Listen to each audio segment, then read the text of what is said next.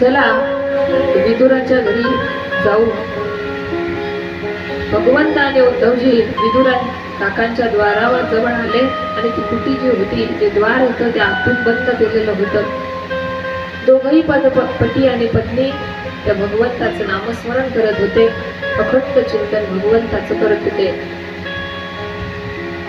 दरवाजा हाताने ठोठावला की आता उघडतील, परंतु तिथेच उभे राहिले. दरवाजा काही आतमधून उघडला नाही. पुन्हा त्या ठिकाणी दरवाजा भगवंत स्वतः ठोकतात आणि तोच विदुर काकांना एक अशी चाहूल लागली की साक्षात भगवंत जर आपल्या जवळ नाही का आले. दरवाजाजवळ गेले, दरवाजा उघडला तर पाहतात खरंच भगवंत उभे आहेत. भगवंत उभे आहेत. इतका आनंद भगवंत आले. विदुर काकांच्या मुखातून फक्त भगवान असं निघाल्यानंतर त्यांची पत्नी घरातून पळतच आली. आसन आणलं. इतका आनंद. आसन कुठे टाकावं? आसन टाकलं तर जिथे टाकलं ती स्वतःच बसून गेली. भगवंत स्मित हास्य करत पाहता आले. इतकं प्रेम, इतका आनंद. भगवंत बसले. दोघं पती असं वर्णन करतात संतांनी फार सुंदर वर्णन केलंय. आणि इतका आनंद त्यांना की कुठे घेऊन कुठे नेऊ भगवंताला. विदुर पत्नी त्यांच्या पत्नीला विदुर काका म्हणतात, म्हणे अगं भगवंत आले, भगवंताला काहीतरी खायला दे. घरामध्ये केळी होती, ती केळी भगवंताला द्यायच्या. आपल्या घरात केळी आहे, आपण भगवंताला केळी खायला देऊ. हा विचार आला. मस्तपैकी हाताने केळी सोडली आणि केळी आपणच खाल्ली आणि साल भगवंताला देत होती. 1 दिलं, 2 दिलं, 4 दिलं, 5 दिलं. भगवंतही ते साल मोठ्या प्रेमाने खात होते. आणि तोच विदुर काकांचं लक्ष गेलं. अगं हे काय करते? म्हणे केळी तू खाते आणि साल मात्र परमात्म्याला देते. लक्षात आलं. पुन्हा एक केळी सोडली, गाभा भगवंताला दिला, साल आपल्याजवळ ठेवली. भगवंत म्हणतात, आणि विदुर काका जे प्रेम सालामध्ये होतं ते आता केळीच्या गाभ्यामध्ये मला वाटत. तेव्हा असंही संतांनी वर्णन केलेलं आहे की भगवंत आले म्हणून विदुर काकांनी कण्या त्या ठिकाणी, त्यांच्या घरात 2 मोठी कण्या होत्या, त्या कण्या शिजवल्या आणि 2 मोठी कण्यांमध्ये इतकं पाणी टाकलं, मोठं पातेलभर त्या कण्यांना शिजवलं. सांगितलं जातं, असं वर्णन आहे संतांचं की त्या पानावर टाकल्या कण्या कुठे आणि पाणी कुठे, तेही भगवंताने इतक्या प्रेमाने. पाहुणे घराचे आधी आले ऋषिकेचे काय करू पचार, काय करू पचार.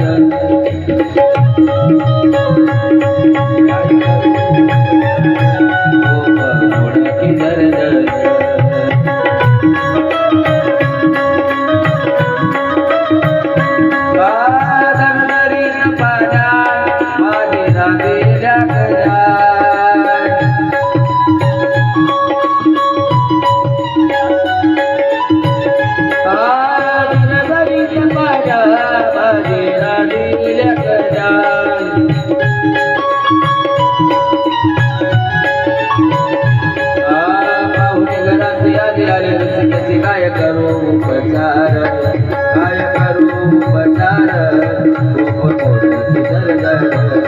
काय करू उपचार,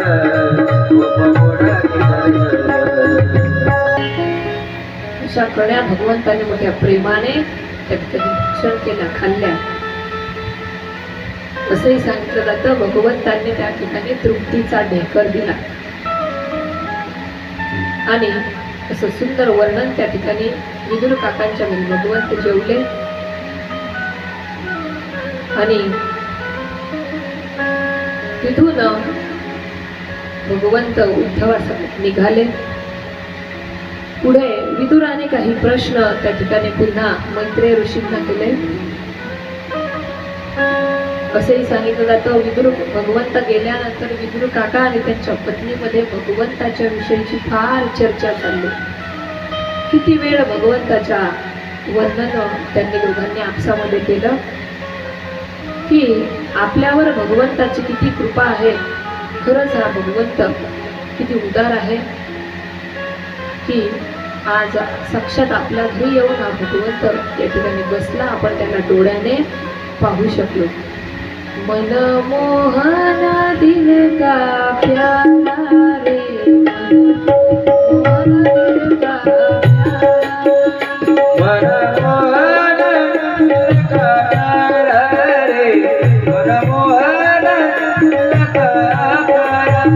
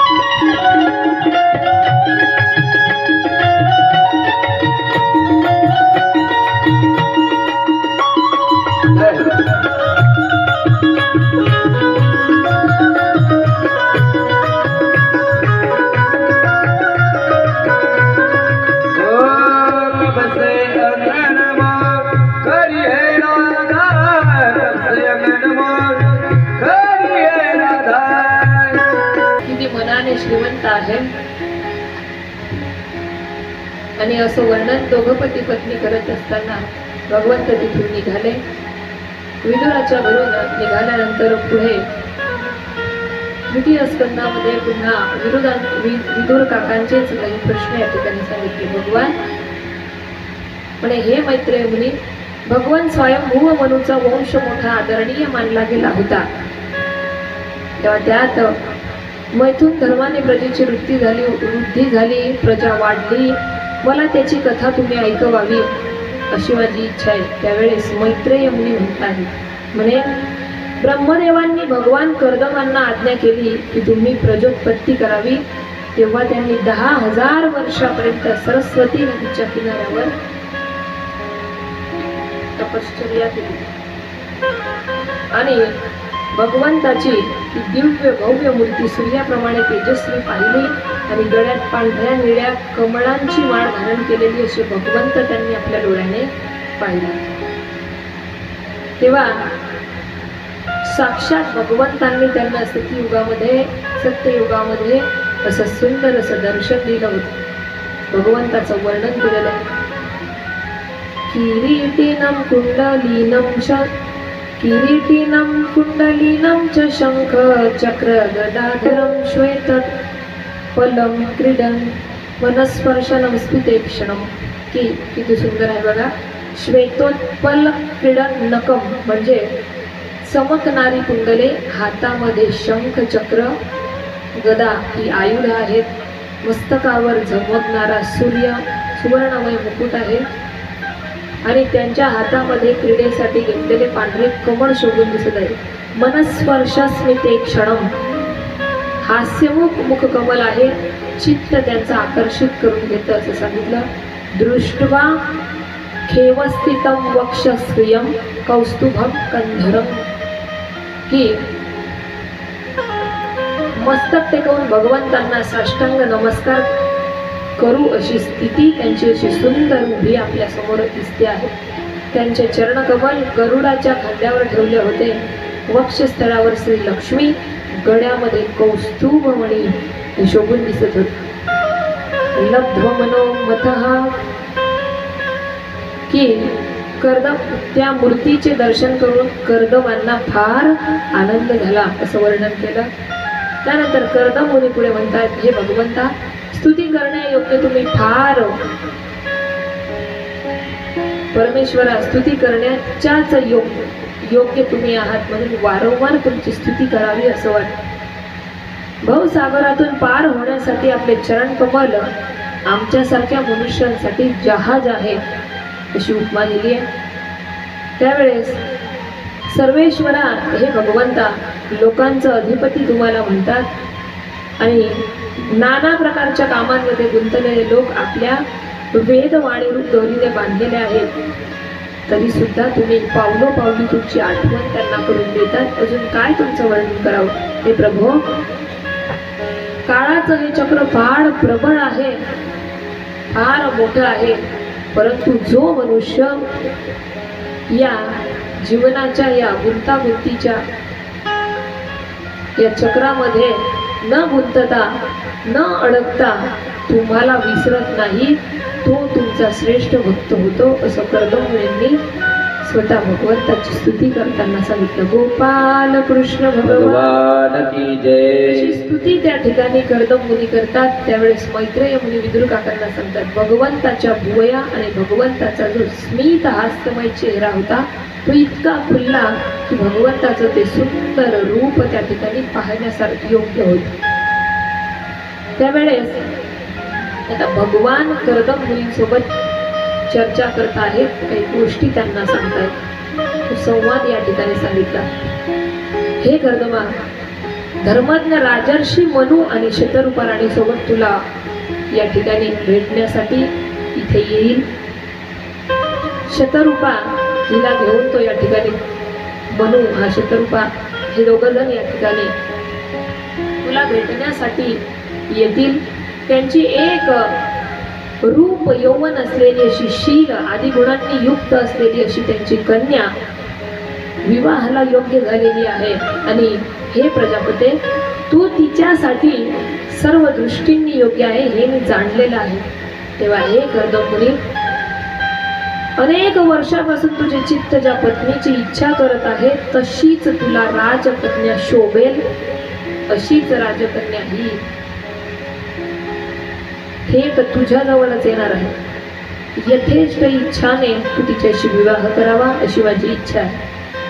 तू तिच्याशी विवाह केल्यानंतर मी तुला आताच आकाशवाणी सांगतो, तिच्याशी विवाह केल्यानंतर तुला 9 कन्या प्राप्त होतील. त्या कन्यांपासून लोकरीतीला अनुसरून मरीची आदी ऋषीगण पुत्र सुद्धा उत्पन्न होतील असं सांगितलं.